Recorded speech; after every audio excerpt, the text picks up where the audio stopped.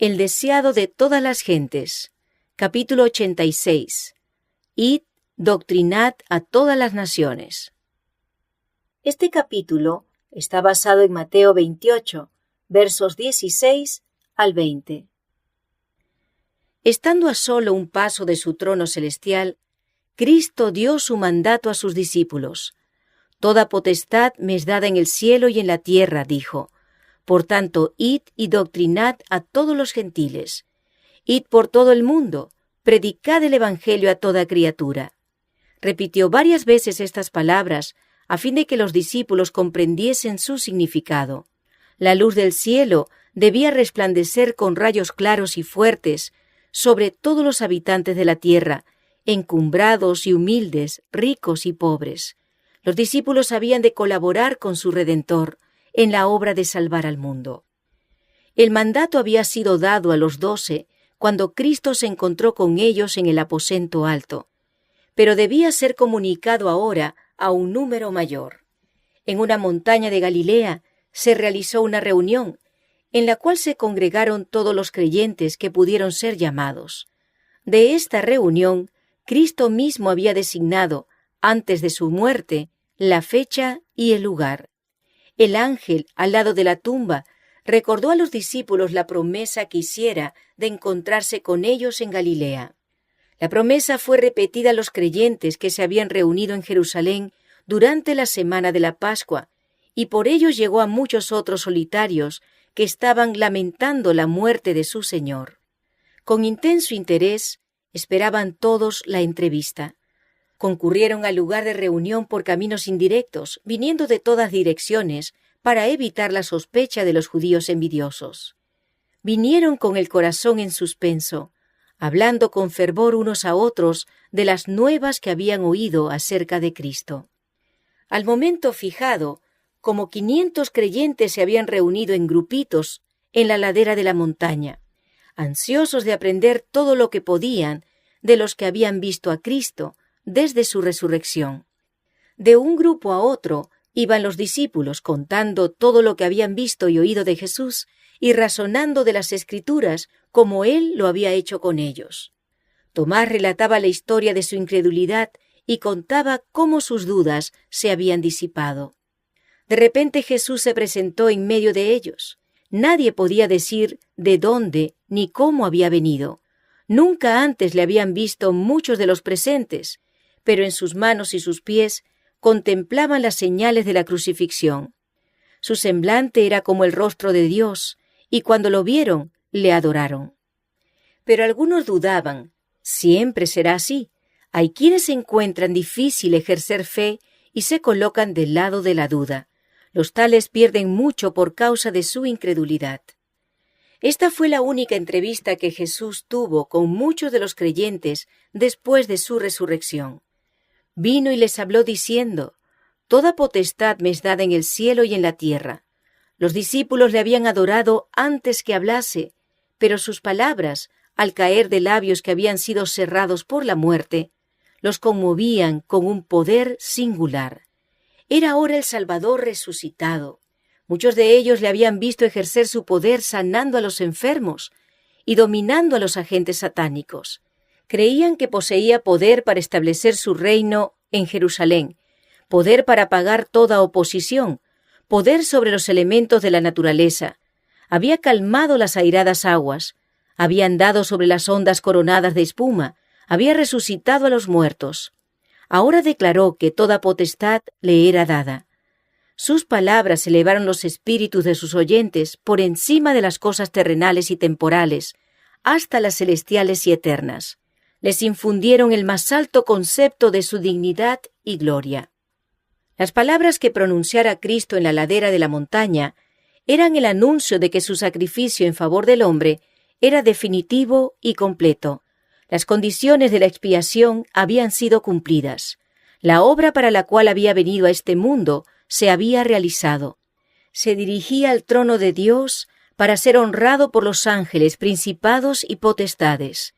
Había iniciado su obra de mediación. Revestido de autoridad ilimitada, dio su mandato a los discípulos.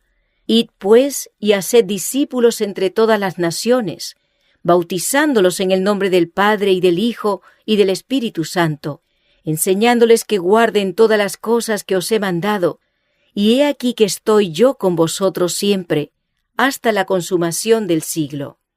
El pueblo judío había sido depositario de la verdad sagrada, pero el farisaísmo había hecho de él el más exclusivista, el más fanático de toda la familia humana. Todo lo que se refería a los sacerdotes y príncipes, sus atavíos, costumbres, ceremonias, tradiciones, los incapacitaba para ser la luz del mundo. Se miraban a sí mismos, la nación judía, como el mundo, pero Cristo comisionó a sus discípulos para que proclamasen una fe y un culto que no encerrasen idea de casta ni de país, una fe que se adaptase a todos los pueblos, todas las naciones, todas las clases de hombres. Antes de dejar a sus discípulos, Cristo presentó claramente la naturaleza de su reino. Les recordó lo que les había dicho antes acerca de ello. Declaró que no era su propósito establecer en este mundo un reino temporal, sino un reino espiritual. No iba a reinar como rey terrenal en el trono de David. Volvió a explicarles las Escrituras, demostrando que todo lo que había sufrido había sido ordenado en el cielo, en los concilios celebrados entre el Padre y él mismo. Todo había sido predicho por hombres inspirados del Espíritu Santo. Dijo: «Veis que todo lo que os he revelado acerca de mi rechazamiento como Mesías se ha cumplido. Todo lo que os he dicho acerca de la humillación que iba a soportar y la muerte que iba a sufrir se ha verificado. El tercer día resucité. Escudriñad más diligentemente las Escrituras y veréis que en todas estas cosas se ha cumplido lo que especificaba la profecía acerca de mí». Cristo ordenó a sus discípulos que empezasen en Jerusalén la obra que él había dejado en sus manos. Jerusalén había sido escenario de su asombrosa condescendencia hacia la familia humana. Allí había sufrido, había sido rechazado y condenado. La tierra de Judea era el lugar donde había nacido. Allí, vestido con el atavío de la humanidad, había andado con los hombres, y pocos habían discernido cuánto se había acercado el cielo a la tierra cuando Jesús estuvo entre ellos. En Jerusalén debía empezar la obra de los discípulos. En vista de todo lo que Cristo había sufrido allí y de que su trabajo no había sido apreciado, los discípulos podrían haber pedido un campo más promisorio, pero no hicieron tal petición. El mismo terreno donde él había esparcido la semilla de la verdad debía ser cultivado por los discípulos, y la semilla brotaría y produciría abundante mies. En su obra, los discípulos habrían de hacer frente a la persecución por los celos y el odio de los judíos. Pero esto lo había soportado su Maestro, y ellos no habían de rehuirlo. Los primeros ofrecimientos de la misericordia debían ser hechos a los homicidas del Salvador. Había en Jerusalén muchos que creían secretamente en Jesús y muchos que habían sido engañados por los sacerdotes y príncipes. A estos también debía presentarse el Evangelio. Debían ser llamados al arrepentimiento. La maravillosa verdad de que sólo por Cristo podía obtenerse la remisión de los pecados debía presentarse claramente. Mientras todos los que estaban en Jerusalén estaban conmovidos por los sucesos emocionantes de las semanas recién transcurridas, la predicación del Evangelio iba a producir la más profunda impresión. Pero la obra no debía detenerse allí.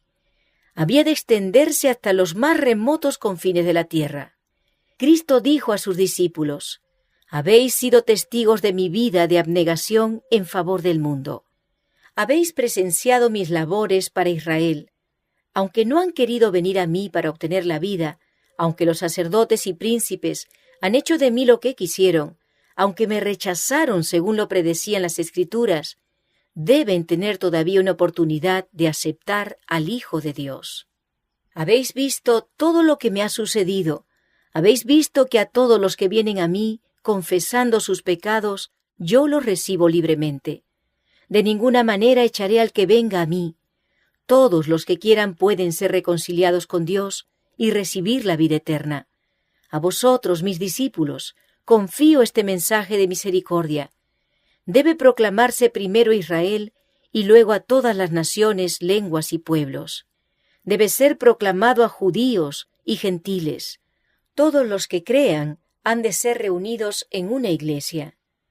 Mediante el don del Espíritu Santo, los discípulos habían de recibir un poder maravilloso. Su testimonio iba a ser confirmado por señales y prodigios. No solo los apóstoles iban a hacer milagros, sino también los que recibiesen su mensaje. Cristo dijo: «En mi nombre echarán fuera demonios, hablarán nuevas lenguas, quitarán serpientes, y si bebieren cosa mortífera, no les dañará.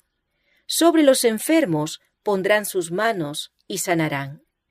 En ese tiempo, el envenenamiento era corriente. Los hombres faltos de escrúpulos no vacilaban en suprimir por este medio a los que estorbaban sus ambiciones. Jesús sabía que la vida de sus discípulos estaría así en peligro. Muchos pensarían prestar servicio a Dios dando muerte a sus testigos. Por lo tanto, les prometió protegerlos de este peligro. Los discípulos iban a tener el mismo poder que Jesús había tenido para sanar toda enfermedad y toda dolencia en el pueblo. Al sanar en su nombre las enfermedades del cuerpo, testificarían de su poder para sanar el alma. Y se les prometía un nuevo don. Los discípulos tendrían que predicar entre otras naciones e iban a recibir la facultad de hablar otras lenguas. Los apóstoles y sus asociados eran hombres sin letras, pero por el derramamiento del Espíritu en el día de Pentecostés, su lenguaje, fuese en su idioma o en otro extranjero, era puro, sencillo y exacto, tanto en los vocablos como en el acento. Así dio Cristo su mandato a sus discípulos. Proveyó ampliamente para la prosecución de la obra y tomó sobre sí la responsabilidad de su éxito. Mientras ellos obedeciesen su palabra y trabajasen en relación con él, no podrían fracasar. «Id a todas las naciones», les ordenó. «Id hasta las partes más lejanas del globo habitable, pero sabed que mi presencia estará allí. Trabajad con fe y confianza, porque nunca llegará el momento en que yo os abandone». El mandato que dio el Salvador a los discípulos incluía a todos los creyentes en Cristo hasta el fin del tiempo. Es un error fatal suponer que la obra de salvar almas solo depende del ministro ordenado. Todos aquellos a quienes llegó la inspiración celestial reciben el Evangelio encometido. A todos los que reciben la vida de Cristo se les ordena trabajar para la salvación de sus semejantes. La Iglesia fue establecida para esta obra, y todos los que toman sus votos sagrados se comprometen por ello a colaborar con Cristo. El Espíritu y la esposa dicen «ven», y el que oye diga «ven». Todo aquel que oye ha de repetir la invitación. Cualquiera sea la vocación de uno en la vida, su primer interés debe ser ganar almas para Cristo. Tal vez no pueda hablar a las congregaciones, pero puede trabajar para los individuos. Puede comunicarles la instrucción recibida de su Señor. El ministerio no consiste solo en la predicación. Ministran a aquellos que alivian a los enfermos y dolientes, que ayudan a los menesterosos, que dirigen palabras de consuelo a los abatidos y a los de poca fe. Cerca y lejos hay almas abrumadas por un sentimiento de culpabilidad. No son las penurias, los trabajos ni la pobreza lo que degrada a la humanidad. Es la culpabilidad, el hacer lo malo. Esto trae inquietud y descontento. Cristo quiere que sus siervos ministren a las almas enfermas de pecado. Los discípulos tenían que comenzar su obra donde estaban. No habían de pasar por alto el campo más duro ni menos promisorio. Así también todos los que trabajan para Cristo han de empezar donde están. En nuestra propia familia puede haber almas hambrientas de simpatía que anhelan el pan de vida. Puede haber hijos que han de educarse para Cristo. Hay paganos a nuestra misma puerta. Hagamos fielmente la obra que está más cerca. Luego extiéndanse nuestros esfuerzos hasta donde la mano de Dios nos conduzca. La obra de muchos puede parecer restringida por las circunstancias, pero donde quiera que esté, si se cumple con fe y diligencia, se hará sentir hasta las partes más lejanas de la tierra. La obra que Cristo hizo cuando estaba en la tierra parecía limitarse a un campo estrecho, pero multitudes de todos los países oyeron su mensaje. Con frecuencia, Dios emplea los medios más sencillos para obtener los mayores resultados. Es su plan que cada parte de su obra dependa de todas las demás partes, como una rueda dentro de otra rueda, y que actúen todas en armonía. El obrero más humilde, movido por el Espíritu Santo, tocará cuerdas invisibles, cuyas vibraciones repercutirán hasta los fines de la tierra y producirán melodía a través de los siglos eternos. Pero la orden, id por todo el mundo, no se ha de olvidar. Somos llamados a mirar las tierras lejanas. Cristo derriba el muro de separación, el prejuicio divisorio de las nacionalidades, enseña a amar a toda la familia humana, eleva a los hombres del círculo estrecho que prescribe su egoísmo, abroga todos los límites territoriales y las distinciones artificiales de la sociedad. No hace diferencia entre vecinos y extraños, entre amigos y enemigos. Nos enseña a mirar a toda alma menesterosa como a nuestro hermano y al mundo como nuestro campo. Cuando el Salvador dijo, «Id y doctrinad a todos los gentiles», dijo también, «Estas señales seguirán a los que creyeren. En mi nombre echarán fuera demonios, hablarán nuevas lenguas, quitarán serpientes, y si bebieren cosa mortífera, no les dañará. Sobre los enfermos pondrán sus manos y sanarán». La promesa es tan abarcante como el mandato, no porque todos los dones hayan de ser impartidos a cada creyente. El Espíritu reparte particularmente a cada uno como quiere. Pero los dones del Espíritu son prometidos a todo creyente conforme a su necesidad para la obra del Señor. La promesa es tan categórica y fidedigna ahora como en los días de los apóstoles. Estas señales seguirán a los que creyeren. Tal es el privilegio de los hijos de Dios, y la fe debe echar mano de todo lo que puede tener como apoyo. Sobre los enfermos pondrán sus manos y sanarán. Este mundo es un vasto lazareto, pero Cristo vino para sanar a los enfermos y proclamar liberación a los cautivos de Satanás. Él era en sí mismo la salud y la fuerza. Impartía vida a los enfermos, a los afligidos, a los poseídos de los demonios. No rechazaba a ninguno que viniese para recibir su poder sanador. Sabía que aquellos que le pedían ayuda habían atraído la enfermedad sobre sí mismos. Sin embargo, no se negaba a sanarlos. Y cuando la virtud de Cristo penetraba en estas pobres almas, quedaban convencidas de pecado, y muchos eran sanados de su enfermedad espiritual, tanto como de sus dolencias físicas. El Evangelio posee todavía el mismo poder. ¿Y por qué no habríamos de presenciar hoy los mismos resultados? Cristo siente los males de todo doliente. Cuando los malos espíritus desgarran un cuerpo humano, Cristo siente la maldición. Cuando la fiebre consume la corriente vital, Él siente la agonía. Y está tan dispuesto a sanar a los enfermos ahora como cuando estaba personalmente en la tierra. Los siervos de Cristo son sus representantes, los conductos por los cuales ha de obrar. Él desea ejercer por ellos su poder curativo. En las curaciones del Salvador hay lecciones para sus discípulos. Una vez ungió con barro los ojos de un ciego y le ordenó, «Ve, lávate en el estanque de Siloé». Y fue entonces, lavóse y volvió viendo. Lo que curaba era el poder del gran médico, pero él empleaba medios naturales. Aunque no apoyó el uso de drogas, sancionó el de remedios sencillos y naturales.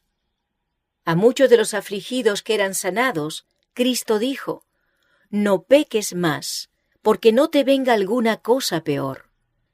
Así enseñó que la enfermedad es el resultado de la violación de las leyes de Dios, tanto naturales como espirituales. El mucho sufrimiento que impera en este mundo no existiría si los hombres viviesen en armonía con el plan del Creador. Cristo había sido guía y maestro del antiguo Israel y le enseñó que la salud es la recompensa de la obediencia a las leyes de Dios. El gran médico que sanó a los enfermos en Palestina había hablado a su pueblo desde la columna de nube, diciéndole lo que debía hacer y lo que Dios haría por ellos. «Si oyeres atentamente la voz de Jehová tu Dios», dijo, «e hicieres lo recto delante de sus ojos, y dieres oído a sus mandamientos, y guardares todos sus estatutos, ninguna enfermedad de las que envié a los egipcios te enviaré a ti, porque yo soy Jehová tu sanador». Cristo dio a Israel instrucciones definidas acerca de sus hábitos de vida y le aseguró: «Quitará Jehová de ti toda enfermedad». Cuando el pueblo cumplió estas condiciones, se le cumplió la promesa: no hubo en sus tribus enfermo. Estas lecciones son para nosotros. Hay condiciones que deben observar todos los que quieran conservar la salud. Todos deben aprender cuáles son esas condiciones. Al Señor no le agrada que se ignoren sus leyes naturales o espirituales. Hemos de colaborar con Dios para devolver la salud al cuerpo, tanto como al alma. Y debemos enseñar a otros a conservar y recobrar la salud. Para los enfermos, debemos usar los remedios que Dios proveyó en la naturaleza, y debemos señalarles a aquel que es el único que puede sanar. Nuestra obra consiste en presentar los enfermos y dolientes a Cristo en los brazos de nuestra fe. Debemos enseñarles a creer en el gran médico. Debemos echar mano de su promesa y orar por la manifestación de su poder. La misma esencia del Evangelio es la restauración, y el Salvador quiere que invitemos a los enfermos, los imposibilitados y los afligidos a echar mano de su fuerza. El poder del amor estaba en todas las obras de curación de Cristo, y únicamente participando de este amor por la fe, podemos ser instrumentos apropiados para su obra. Si dejamos de ponernos en relación divina con Cristo, la corriente de energía vivificante no puede fluir en ricos raudales de nosotros a la gente. Hubo lugares donde el Salvador mismo no pudo hacer muchos prodigios por causa de la incredulidad. Así también la incredulidad separa a la Iglesia de su auxiliador divino. Ella está aferrada solo débilmente a las realidades eternas. Por su falta de fe, Dios queda chasqueado y despojado de su gloria. Haciendo la obra de Cristo, es como la Iglesia tiene la promesa de su presencia. «Id, doctrinad a todas las naciones», dijo, «y he aquí yo estoy con vosotros todos los días hasta el fin del mundo». Una de las primeras condiciones para recibir su poder consiste en tomar su yugo. La misma vida de la Iglesia depende de su fidelidad en cumplir el mandato del Señor. Descuidar esta obra es exponerse con seguridad a la debilidad y decadencia espirituales. Donde no hay labor activa por los demás, se desvanece el amor y se empaña la fe. Cristo quiere que sus ministros sean educadores de la Iglesia en la obra evangélica. Han de enseñar a la gente a buscar y salvar a los perdidos. ¿Pero es esta la obra que están haciendo? ¡Ay, cuán pocos se esfuerzan para avivar la chispa de vida en una iglesia que está por morir! ¿Cuántas iglesias son atendidas como corderos enfermos por aquellos que debieran estar buscando a las ovejas perdidas? Y mientras tanto, millones y millones están pereciendo sin Cristo. El amor divino ha sido conmovido hasta sus profundidades insondables por causa de los hombres, y los ángeles se maravillan al contemplar una gratitud meramente superficial en los que son objeto de un amor tan grande. Los ángeles se maravillan al ver el aprecio superficial que tienen los hombres por el amor de Dios. El cielo se indigna al ver la negligencia manifestada en cuanto a las almas de los hombres. ¿Queremos saber cómo lo considera Cristo?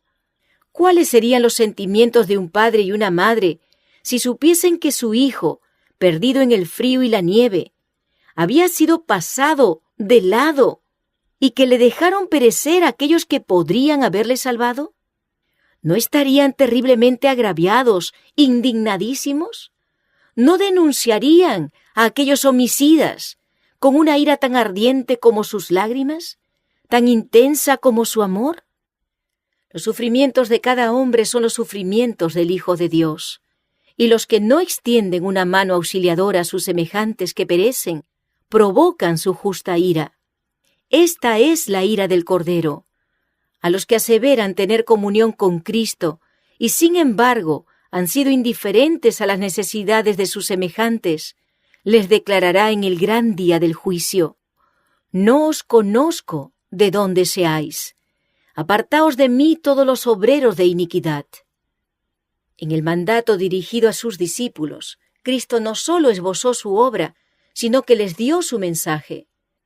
Enseñad al pueblo, dijo, que guarden todas las cosas que os he mandado. Los discípulos habían de enseñar lo que Cristo había enseñado. Ello incluye lo que Él había dicho, no solamente en persona, sino por todos los profetas y maestros del Antiguo Testamento. Excluye la enseñanza humana. No hay lugar para la tradición, para las teorías y conclusiones humanas, ni para la legislación eclesiástica. Ninguna ley ordenada por la autoridad eclesiástica está incluida en el mandato. Ninguna de estas cosas han de enseñar los siervos de Cristo. La ley y los profetas, con el relato de sus propias palabras y acciones, son el tesoro confiado a los discípulos para ser dado al mundo. El nombre de Cristo es su consigna, su señal de distinción, su vínculo de unión, la autoridad de su conducta y la fuente de su éxito. Nada que no lleve su inscripción ha de ser reconocido en su reino. El Evangelio no ha de ser presentado como una teoría sin vida, sino como una fuerza viva para cambiar la vida. Dios desea que los que reciben su gracia sean testigos de su poder. A aquellos cuya conducta ha sido más ofensiva para Él, los acepta libremente. Cuando se arrepienten, les imparte su Espíritu Divino, los coloca en las más altas posiciones de confianza y los envía al campamento de los desleales a proclamar su misericordia ilimitada. Quiere que sus siervos atestiguen que por su gracia los hombres pueden poseer un carácter semejante al suyo y que se regocijen en la seguridad de su gran amor. Quiere que atestigüemos que no puede quedar satisfecho hasta que la familia humana esté reconquistada y restaurada en sus santos privilegios de hijos e hijas. En Cristo está la ternura del pastor, el afecto del Padre y la incomparable gracia del Salvador compasivo. Él presenta sus bendiciones en los términos más seductores. No se conforma con anunciar simplemente estas bendiciones, las ofrece de la manera más atrayente para excitar el deseo de poseerlas. Así han de presentar sus siervos las riquezas de la gloria del don inefable. El maravilloso amor de Cristo enternecerá y subyugará los corazones, cuando la simple exposición de las doctrinas no lograría nada. Consolaos, consolaos, pueblo mío, dice vuestro Dios. Súbete sobre un monte alto, anunciadora de Sión. Levanta fuertemente tu voz, anunciadora de Jerusalén. Levántala, no temas. Di a las ciudades de Judá: ¿veis aquí el Dios vuestro. Como pastor apacentará su rebaño, en su brazo cogerá los corderos, y en su seno los llevará. Hablad al pueblo de aquel que es señalado entre 10,000, y todo él codiciable. Las palabras solas no lo pueden contar. Refléjese en el carácter y manifiéstese en la vida. Cristo está retratándose en cada discípulo. Dios ha predestinado a cada uno a ser conforme a la imagen de su Hijo. En cada uno, el longánime amor de Cristo, su santidad, mansedumbre, misericordia y verdad han de manifestarse al mundo. Los primeros discípulos salieron predicando la palabra, revelaban a Cristo en su vida, y el Señor obraba con ellos, confirmando la palabra con las señales que se seguían. Estos discípulos se prepararon para su obra. Antes del día de Pentecostés, se reunieron y apartaron todas sus divergencias. Estaban unánimes. Creían la promesa de Cristo de que la bendición sería dada, y oraban con fe. No pedían una bendición solamente para sí mismos, los abrumaba la preocupación por la salvación de las almas. El Evangelio debía proclamarse hasta los últimos confines de la tierra, y ellos pedían que se les dotase del poder que Cristo había prometido. Entonces fue derramado el Espíritu Santo, y millares se convirtieron en un día. Así también puede ser ahora. En vez de las especulaciones humanas, predíquese la palabra de Dios. Pongan a un lado los cristianos sus disensiones y entréguense a Dios para salvar a los perdidos. Pidan con fe la bendición y la recibirán. El derramamiento del Espíritu en los días apostólicos fue la lluvia temprana, y glorioso fue el resultado. Pero la lluvia tardía será más abundante. Todos los que consagran su alma, cuerpo y espíritu a Dios recibirán constantemente una nueva medida de fuerzas físicas y mentales. Las inagotables provisiones del cielo están a su disposición. Cristo les da el aliento de su propio espíritu, la vida de su propia vida. El Espíritu Santo despliega sus más altas energías para obrar en el corazón y la mente. La gracia de Dios amplía y multiplica sus facultades, y toda perfección de la naturaleza divina los auxilia en la obra de salvar almas. Por la cooperación con Cristo son completos en Él, y en su debilidad humana son habilitados para hacer las obras de la omnipotencia. El Salvador anhela manifestar su gracia e imprimir su carácter en el mundo entero. Es su posesión comprada, y anhela hacer a los hombres libres, puros y santos. Aunque Satanás obra para impedir este propósito, por la sangre derramada para el mundo hay triunfos que han de lograrse y que reportarán gloria a Dios y al Cordero. Cristo no quedará satisfecho hasta que la victoria sea completa y Él vea del trabajo de su alma y será saciado. Todas las naciones de la tierra oirán el evangelio de su gracia. No todos recibirán su gracia, pero la posteridad les servirá. Será ella contada por una generación de Jehová. El reino y el dominio y el señorío de los reinos por debajo de todos los cielos será dado al pueblo de los santos del Altísimo, y la tierra será llena del conocimiento de Jehová como cubren la mar las aguas. Y temerán desde el occidente el nombre de Jehová, y desde el nacimiento del sol su gloria. Cuán hermosos son sobre los montes los pies del que trae alegres nuevas, del que publica la paz, del que trae nuevas del bien, del que publica salud, del que dice a Sión, tu Dios reina. Cantad alabanzas, alegraos juntamente, soledades de Jerusalén, porque Jehová ha consolado su pueblo. Jehová desnudó el brazo de su santidad ante los ojos de todas las gentes.